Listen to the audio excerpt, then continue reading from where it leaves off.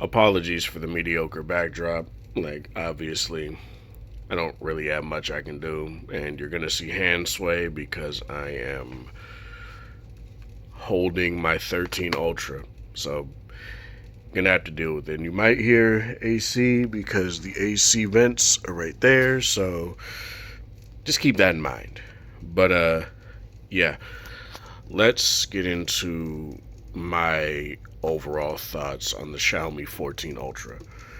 My overall review of it. Now, I'm not going to go completely in depth with this video, mainly because I want to put out more videos talking about things like camera performance and all this other stuff. Obviously, I'll get into, how I generally feel about the camera and how I generally feel about battery life and all this other stuff as well, but I do indeed just want to get the general thoughts out of the way first.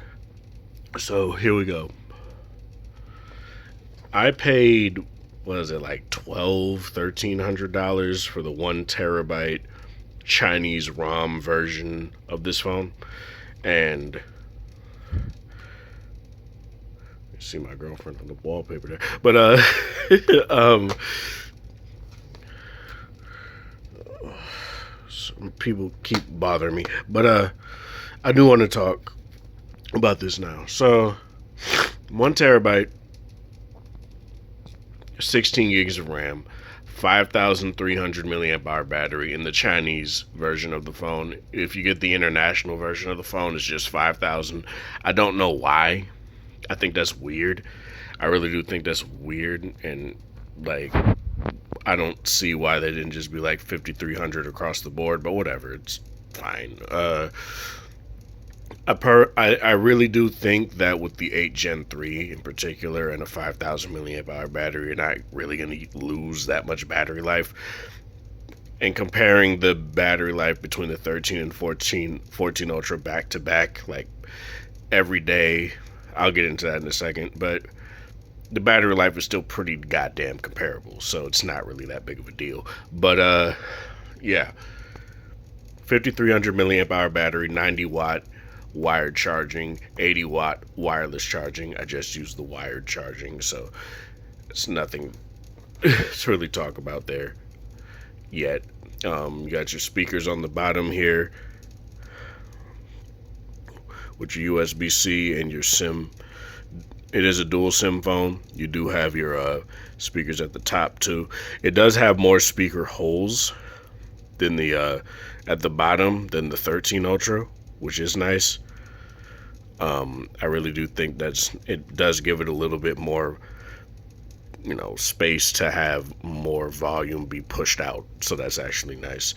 Still an optical in-display fingerprint sensor. You do have face unlock.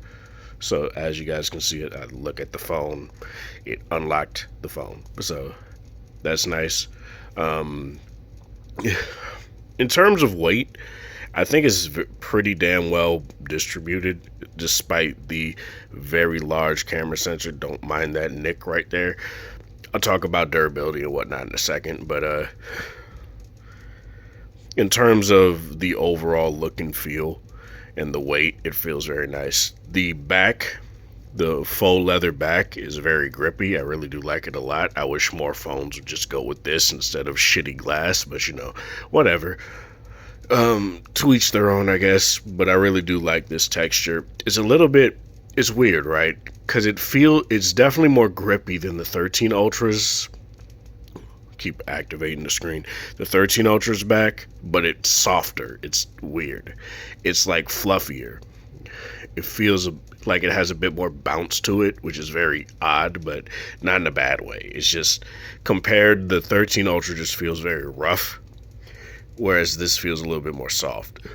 Now, depending on what you may feel about that, it can make the phone feel even more like a camera, because most cameras just have like leatherette, like for the grips and whatnot, and just for the overall body of the camera. And this feels very nice to me. And Xiaomi does say, "Oh, we modeled it to look more like a camera," and I agree. It really does a good job at emulating what a camera feels like, especially this back. I would necessarily say that I'm going to sit here and not use a case all of the time because, big ass camera module on the back, but it's whatever. Um, Speaking of cameras, on the front you have a 32 megapixel selfie. Don't use it, don't care. It does 4K 60. For those that like it, hoorah, I guess. But I don't use it, so it's not something that I really care about. I'm not really going to talk about it outside of that. You got your four cameras on the back. You have your Light 900 f1.63 to f4 aperture. You have your 1 inch, obviously 1 inch type sensor. You have your IMX 858s across all three of the zoom lenses there. So you have your ultra wide, which is a f1.8. You have your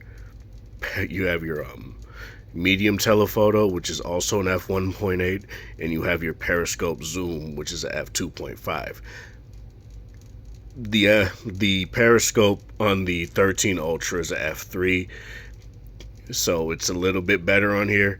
And I will say, between the two telephoto lenses, if you compare them to the 13 Ultra, it's night and day when it comes to focus distancing, and I'll get into that a little bit later, but in a more in-depth video, obviously. But man, it's not.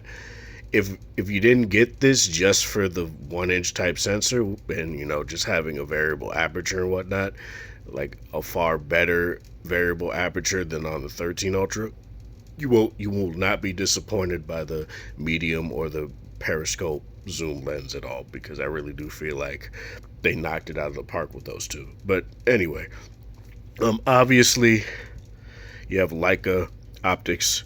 It's co-engineered with Leica. So this is a Summilux lens on the back. Um, I think it's a 6P lens, so it's 6 element. So, and it does a very good job at things like making sure flaring is not horrendous and stuff like that. So that's actually really good. And every time I've taken a night shot, aside from if there's like a smudge on the lens or some shit, I don't really have a problem when it comes to like lens flaring at all. And the auto mode, especially when you sit there and you just take a picture, the auto mode does a very good job at just taking out lens flares too. So that's actually very nice. um, I really do like that a lot. Um, Okay, so let's get into performance. Snapdragon 8 Gen 3, very good. Not really any sort of like, it's not like a dramatic change from the 8 Gen 2. It just has a beefier GPU. But overall, I've not had any sort of issues with performance on this phone. If I want to sit there and like edit photos in Lightroom, or mostly I do it in the stock Xiaomi gallery app. But if I want to edit photos, it's fine. I want to put together clips for a video, it's fine. Play like intense games, it's fine.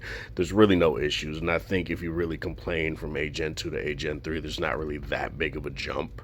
But I don't really care about that. Battery life is still great. Really no issues with that. And having the slight battery bump doesn't really do anything in terms of like, it doesn't really do anything in terms of making it to where it's dramatically better, but it kind of keeps it within the same ballpark of battery performance. On the 13 Ultra, I can get like 13, 14 hours of overall usage per day with like 8 hours of screen on time, and it's basically the same on the 14 Ultra. And if you think that's if you think that's a bad thing, I don't know what else to tell you. You get a more powerful chipset in terms of the GPU and whatnot, but you don't lose any battery performance. To me, that is very good. And sure, you don't get an extra hour, 2, 3, 4 hours of usage out of it. And sure, the slight battery bump will make it to where the phone takes a little bit longer to charge. But it's like what, a 5 to 8 minute, like 3 to 5 minute difference, depending on how hot the phone gets and whatnot. But it's whatever. It depends on you. This phone still has an IR blaster. It is housed in the lens. Like you guys can see all the sensors a little bit down there, right next to the camera module. Obviously, that's the same autofocusing system as say a Sony does, or like Xperia 1 Mark 3 to Mark 5 does. So very fast focusing. So even having these large sensors on the phone, you're not gonna have any real issues with focusing. Sometimes I do, but it's not terrible. Um, in terms of like data and stuff, I'm not getting 5G. I'm just getting LTE. But compared to my 13 Ultra, which does get 5G on Google Fi, the one thing that is definitely better is that I could actually connect to my Wi-Fi on here, and not just use Xfinity Wi-Fi's hotspot shit and able to use Wi-Fi. I could actually use my fast Wi-Fi on my 14 Ultra because I don't know what it is. My 13 Ultra will connect to my Wi-Fi, right? But it'll work for like a little bit, but then decide, no, I can't do it, and then go back to the Xfinity Wi-Fi hotspot. It's weird, it sucks, but it's something that just happens, and I really do wish it didn't happen. But hey, the 14 Ultra, I don't have that issue. This has Hyper OS on it as well. I don't. And there are a lot of under the hood changes of Hyper OS that I do think should be talked about, so I might end up doing that. My 13 Ultra is still on MIUI 14. The bootloader's unlocked, so unless I sit there and relock it, I'm not going to get Hyper OS on it. And honestly, I think just for testing purposes, I haven't had any issues, so I think for testing purposes, I'm going to just sit here and keep MIUI on it until it gets completely borked or some shit, or if I want to give it to, say, my dad, give my 13 Ultra to my dad or something. I don't know, but overall, HyperOS is really nice. The transitions are definitely better. The overall user experience feels better. The RAM management is better. Like, the cache doesn't clog up on this phone at all. Like, there may be a couple of times where it has happened, but it hasn't been to the point, not clogged up, but at most, I think I've only gotten to like 500 MB of cache filled up, whereas on the 13 Ultra, I do very minimal things on the 13 Ultra, and it was like 1.1 gigs freed when I clear all the apps or do whatever, right? The only real issues I have with using the Chinese ROM version of this phone, and why I would probably suggest people to just get the global version, is that the Chinese version of HyperOS does do a lot of severe battery management stuff. So unless you want to sit here, I guess I'll just show you guys. So I use my YouTube app of choice is YouTube Revanced, right? I still pay YouTube Premium, mainly because other people, I have the family plan, so my friends use it and all this other stuff too, right? So I go to this, I go into here, I go into the settings, and as you guys can see, there's this thing called auto start right here, right? So what you do is you hit that, and then you hit the battery saver, no restrictions, and then it'll just not have those things pop up at all. Like it'll just decide to close the app, and it won't run in the background and all this other stuff too, right?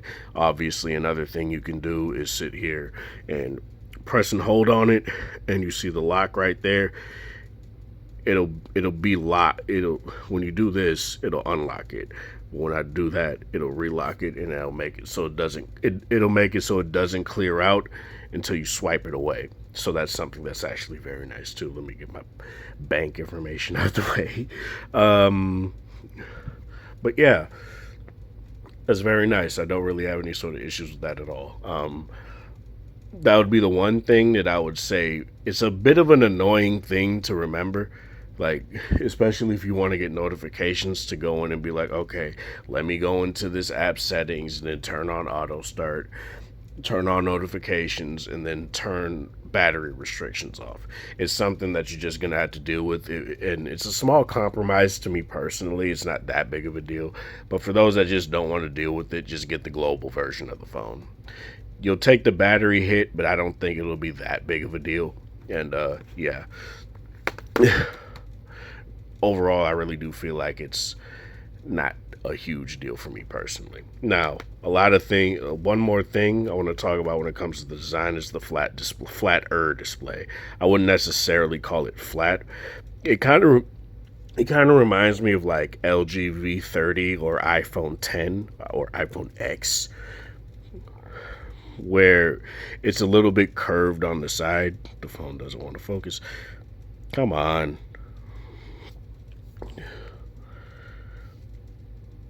It's a bit curved on the side right there, but especially compared to the 13 Ultra, um, I don't really get that many missed touches. I still do because sometimes, like when I grip the phone like this, obviously it's gonna happen. But um, I really don't have any sort of issues with how they do this. I really do like, especially if you compare it to like, if you compare it to the Xiaomi 14 or how the pixels look, or well, not the Xiaomi 14, how the pixels look now, how Galaxies are look like the S24 FE that just came out looks now, where they just look like iPhones.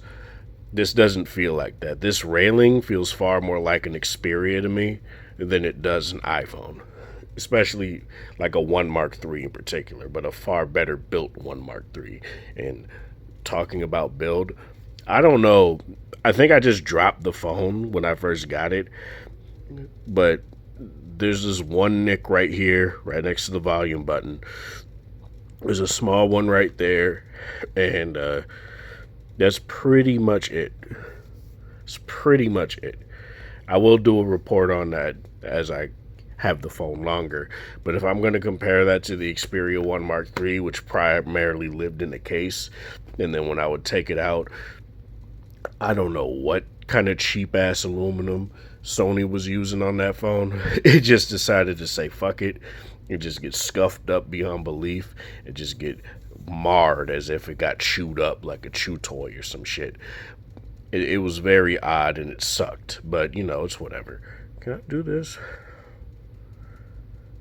I keep forgetting. I could just raise the EV up, but yeah. So far the durability has been fine. It does have IP68 water and dust resistance. Um, I really can't talk much on it because I haven't dropped the phone that many times, and if I've dropped it, it's been in a case, so it's not really been something that I can truly comment on. But no screen protector's been fine. I really do feel Xiaomi makes some of the better built screens out there, so that's very good. So yeah, really no problems aside from those few nicks, and to me that's standard and it's bound to happen eventually. So I guess it's fine. What else? The screen brightness is very good too. I really do like how bright it does get outdoors. It's very legible outside. There's really no issues. I'm not going to talk about nittage or anything like that because I'm not that kind of person. But if it gets bright enough, that's what I give a fuck about. And the screen gets bright outside. So that's something that's really nice. The screen overall is very nice, very quality, 120 hertz, quad HD plus. No issues when it comes to the display quality at all. And yeah. Um, let's talk. What's another thing? Oh no, that's making it grainy though. That's what I don't like. That's what I don't like. But let's talk cameras. You know, the primary reason somebody would get this phone, right, is for its cameras. So, hold on.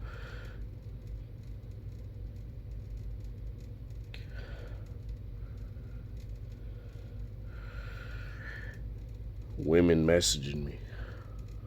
Oh my god, dude. Give me 1 second.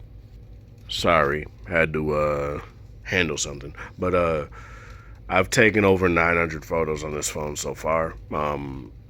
It's a far cry from the like thousands I've taken on the 13 Ultra, but obviously I've had my 13 Ultra for over a year. It's not a test to the quality of the cameras at all. It's just I haven't had it that long. I've only had it for like what, a month or two, and I haven't really had that much time to go out and like completely take pictures of absolutely everything. So yeah. But let's go. God, sorry for that. Let me start from the beginning. So, obviously, these are a lot of test shots, right? So, I don't remember which lens this was with. F1.8, 75. So, this is the medium telephoto, right? So, what I'm talking about when it comes to the medium telephoto, let me mess with the white balance a little bit here. That's not gonna work. I don't know why I thought that was gonna work. Whatever. But when I talk about the medium telephoto, the very first pictures that I took was testing this medium telephoto out, right? So this is a 13 Ultra, obviously. Then this is me being at like the minimum, like the base focusing distance. So if I were to shoot it, if I were trying to shoot with the main sensor and then went to the medium telephoto, this is where this is where the camera would zoom in, right? So then I go closer, and as you guys can see, oh my god, I go closer, and again, look at what you see. I don't know why. Is that the 13 Ultra just like changing the colors like that? It has to be. That's weird, but whatever. You can get very close. Like you can get very close, and it's wild. God, sorry. I don't know what the hell. And then I took this. I don't remember which this was with. This was also with the medium. Looks nice, right? No issues there. Sun stars. Excuse me. And that's really nice. As you guys can see, that's just very quality. And then I sit here and I sit here and I'm sorry, the 13 Ultra's acting wonky since I've been recording for a while, but just look at that, man. That's just wild to me. And you want to look at my ugly mug?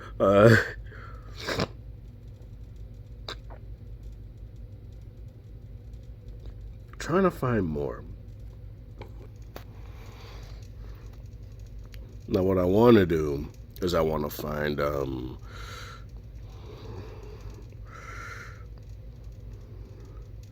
yeah, this is probably what I'm looking for. Let me see. No, it's not.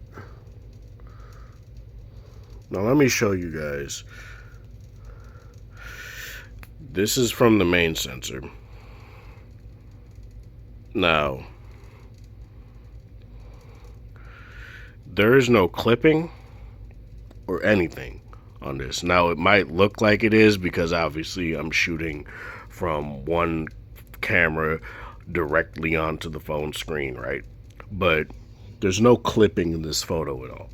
It's shot at f1.63, so it's shot wide open.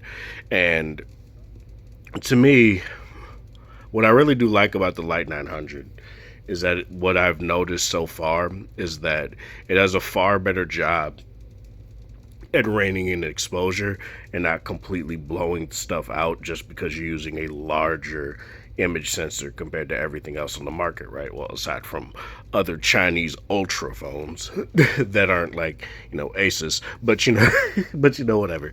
Know what I mean? It's using a 1-inch type sensor like other ultra phones. So it just looks very clean, right? And you look at the focus fall off, you look at all this stuff here, it just looks nice. And I like that a lot. Now, It's like all of these sensors, and this is what I've been noticing a lot lately. This is what I've been appreciating a lot lately. Let me try to show you guys. I know this is a very uninteresting shot because it's a shot of, but you look at the focus fall off, right? Somebody left a fucking pack of ramen noodles on the trail. So I just decided, that's an interesting shot. And then I took the shot. And then obviously I picked up the pack and then I threw it away at the nearest garbage bin. But, because I'm not a piece of shit. But yeah, you look at the focus fall off and it's like, it's wild to me just how nice all of these sensors overall are. And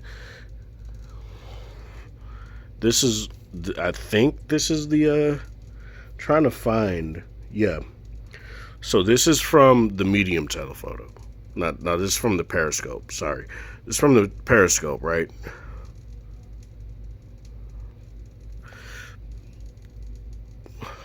I could literally just do this.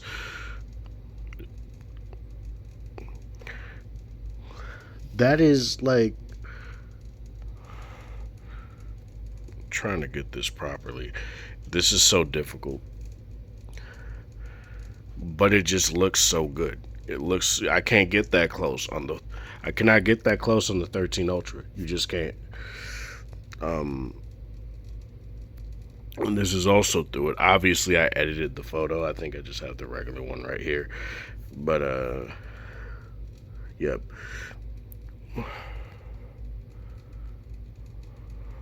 But it just looks like the bokeh rendering and all that stuff just looks very nice. And it looks very clean. And I can't get that level of,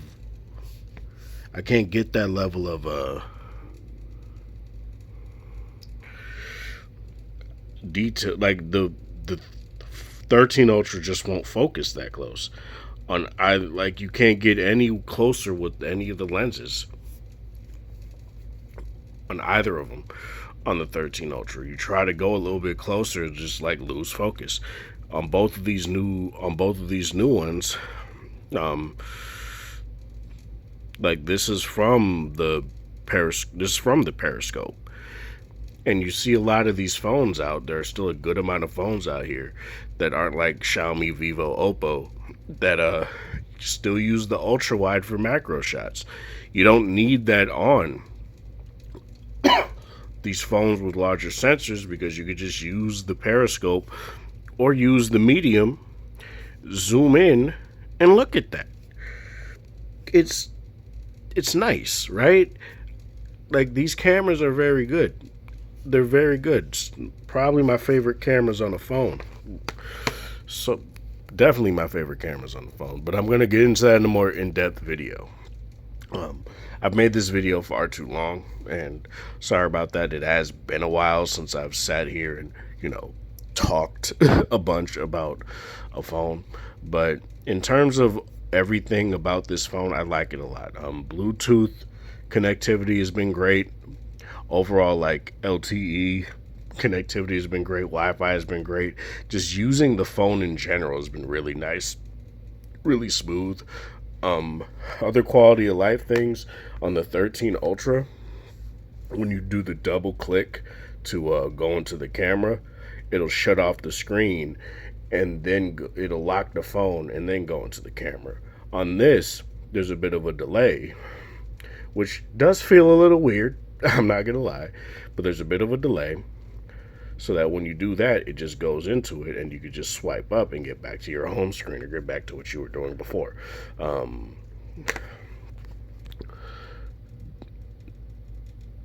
There's just a lot of small things, but a lot of these small things add up to a phone that I really do feel like is an overall improvement to the 13 Ultra. And the 13 Ultra was also still a really good phone. It makes it to where the two zoom lenses, I don't talk about the ultra wide really because I don't really use it, but the medium and the periscope zoom lens are just dramatically better. Like they just are.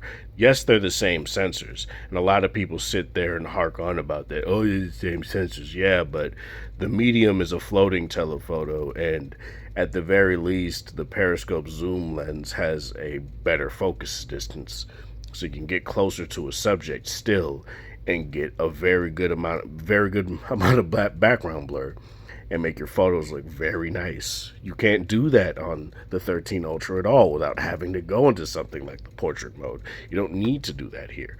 And I don't use the portrait mode at all. It's fine. But for me personally, it's just nice to have all it's just nice to have those things. And for a lot of shots that come out of this phone, and even out of the 13 Ultra still, especially if you use the main sensor, they don't look like they come out of a phone. They really don't.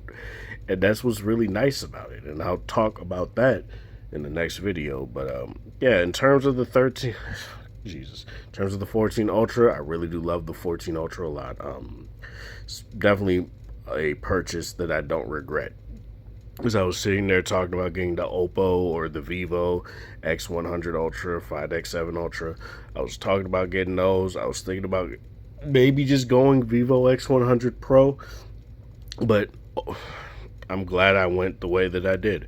Having this variable aperture on this phone, I'll talk about that more in depth in the camera video, but it's very useful. I really do like it a lot, and and it's just something that I do feel is missed a lot in these reviews on this phone, where they don't talk about that. They don't talk about the variable aperture at all. They just say, "Oh, it has one," and that's it.